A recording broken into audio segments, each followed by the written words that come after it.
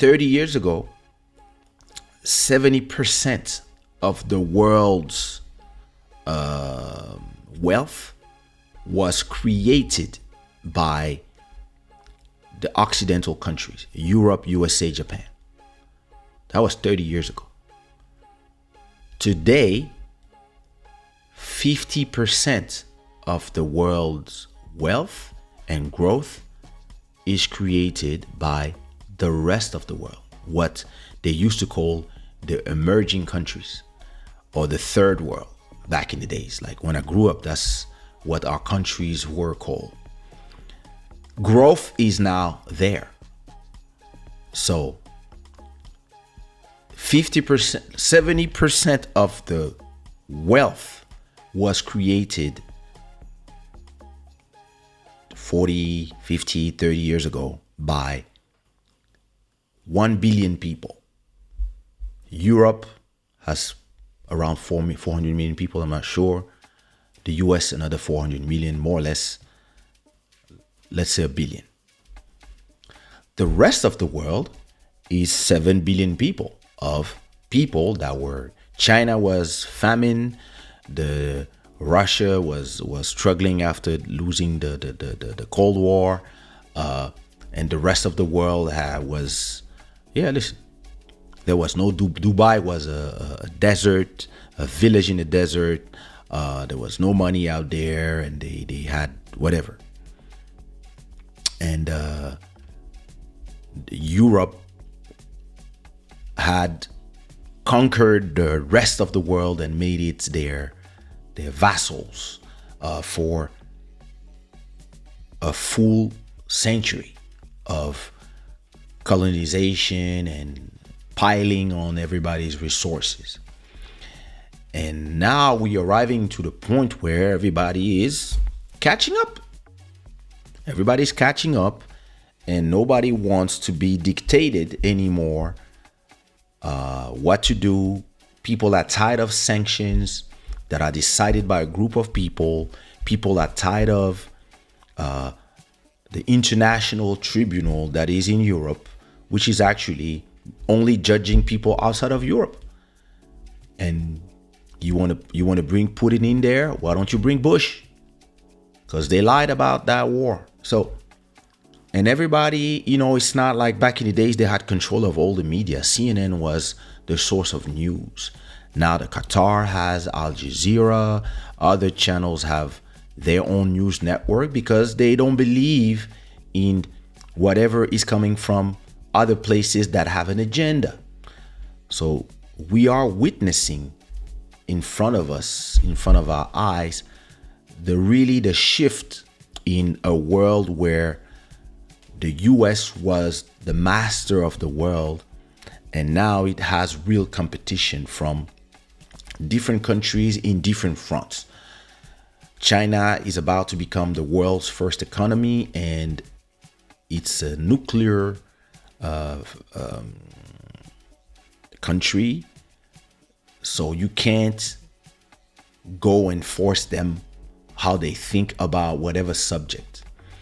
And you cannot go to them and talk to them about the Uyghur, and at the same time, you don't care about the Congolese. It doesn't work anymore because everybody has so many sources of information that the propaganda of the West is not working anymore. And now you have India that has a 1.5 billion people. You got China with 1 billion and some people. You got Pakistan that is also going up. You got Russia that is leaving a certain thing. Why is Bodhisattva calling me at this time? Oui. I'm trying to save you from being cancelled.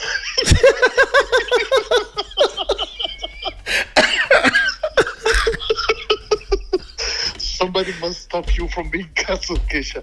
You have not done all this hard work. You shut down right when you're about, to take your most highest flight, my man.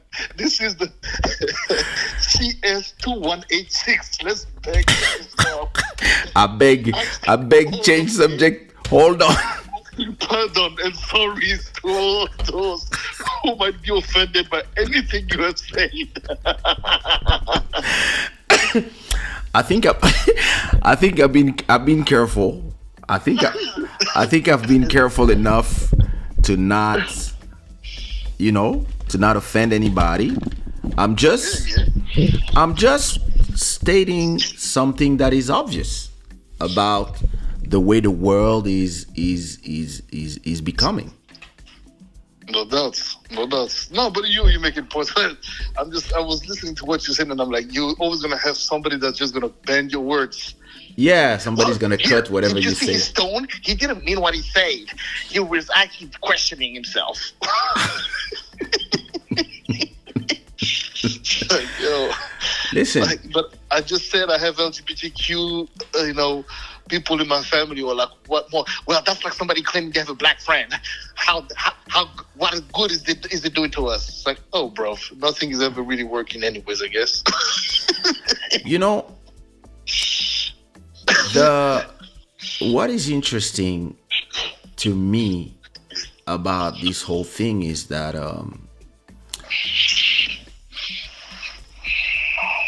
whenever you try when like you cannot have allies if you are always bullying everybody. Yep. This is what is happening to Western culture. Western culture has a lot of hubris that they believe that their values are the universal values. Because listen, even the human rights, right, that were written by the French don't even believe in them. Yep.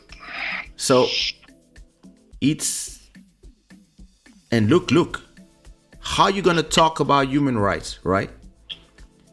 And then you got photos of police with their knee on top of the throat of women. Like right now, I'm talking about yesterday images. And people are like looking, they're like, yo, look at them. They are passing laws that the people are against. Yep. And they don't care. And they're like, nah, we're gonna go. And like you have 5,000 cops in the streets beating people. And yeah, some people are, of course, there's some people who are always using demonstration to abuse and break stuff, and they deserve to be punished. But some people are doing pacific things because they disagree, and then they end up losing an eye. Yeah. And that's in France. So you cannot point fingers at other people and at the same time look at what you're doing to other people, to your own people. And I think African countries, so that now we are broadening the subject, right? But a lot of countries are saying, look at all these hypocrites. Mm-hmm. Like those are the ones who locked their people in their home for a whole year without really knowing why. And those are the same people who, yeah, they are like brutalizing their own population. And then they go to us and they want to give us lesson in democracy. And they want to give us lesson in societal values, what we're supposed to do with and choose, like a lot of people are saying, listen, yeah, back off.